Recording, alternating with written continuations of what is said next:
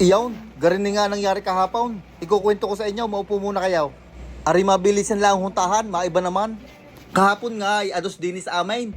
At unang araw ng pasok ko ngayong taon. Sarado nga kami nung uno at bagong taon. Opening nga ako kahapon, kaya ako nagbukas. Abay alangan. Bali, inhatid lang ako sa pintaw ng aking mag-ina. Daladala ko na nga aking balutan. Ay alam nyo naman, takot magutom si Utoy. At paglabas ko nga ng aming apartment, ay aring bumungad sa akin. Sandamakmak na isnaw. Magdamag pa lang nag-isnaw nung gabi. Tapos nung uno ng umaga ay nag-isnaw din. Kaya iyan ay nagpatong-patong na diyan. May kakapalan nga ang isnaw na are. Abay, malapit na sa tuhod eh. Yung may-ari nga ng apartment ay pinadaanan lang din sa gitna para nga naman may daa kahit papaanaw. Sa mga oras na are ako'y medyo nagmamadali at ako'y malilate na eh. Ay nung nakita ko sa sasakyan kong garnay, ay napakamot naman eh sa walang katay. Napatext na nga agad ako kay boss na ako'y malilate at huhukayin ko pa sa sasakyan ko. Ayos lang naman daw, sabi take your time. Eh gayak hindi na ako papasok, eh take your time daw eh. Iyon, bali nagpunta nga muna ako din eh sa likod at binuksan ko. Sinuot ko na din na rin aking gloves at talagang masakit sa kamay. Tapos ay kinuha ko na rin aking snow brush. Ang masakit pa na rin ay nasira nga rin aking snow brush. Hindi ko pa nga pala napapalitan na rin. Nasira nga yung pinaka-joint sa dulo kaya nasayaw. Makapal nga yung snow na nasa ibabaw kung makikita ninyo. At buti na nga lang ay tinanggal ng snow din sa tabihan ko. Madali-daling umikot din sa sasakyan. Yan, gayang kataas ang snow, gatuhod na.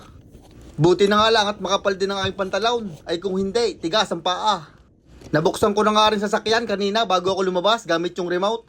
Hinuhukay ko nga rin tapat ng pintuan para mabuksan. Para mabuhay ko na uli rin sasakyan at malaksan ng heater. At nung nabuksan ko sasakyan ay tuloy ang pagtatanggal ng snow. Magaan nga ang snow kaya medyo madaling tanggalin. Pero kung aray medyo basa yung may kasamang ulan ay siya kahirap tanggalin. Kakapit sa sasakyan kaya kailangan talagang painitin. Alam nyo ganun ako'y nagpunta din sa Canada ay ako'y excited sa snow. Siyempre wala naman tayong snow sa Pilipinas eh, Balakubak mayroon. Dumating nga ako din 2019, buwan ng Agosto. Wala pang snow noon kaya talagang inaabangan ko. Ako naman yung nakaranas na ng snow kaso'y saglit lang nung ako'y nasa Texas. Magdamag lang nag-snow noon tapos ay wala na. Yun ang unang enkwentro ko sa snow. Ay nung ako'y tumatagal na din eh, ay medyo sinusumpa ko na. Pagkakahirap maligaw, lalo na sa umaga. At nung kami napasok pa dati, ay lakad kami pa school. Ay hindi na makatulo eh, ang uhog at natigas na. At nung namang nagkasasakyan, ay di garni ang ganap.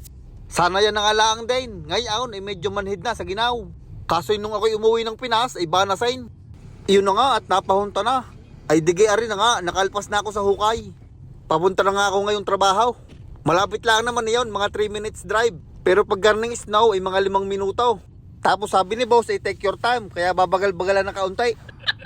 At pagdating naman din sa shop ay natanggal ng snow. Natanggal na ng landlord. Aasinan ko na lang mamaya yung sa may pintuan. Kaya pag clock-in ko, nagtanggal lang ako ng jacket.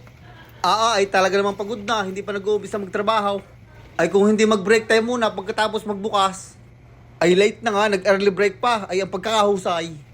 Gayo lang, yun na kayo.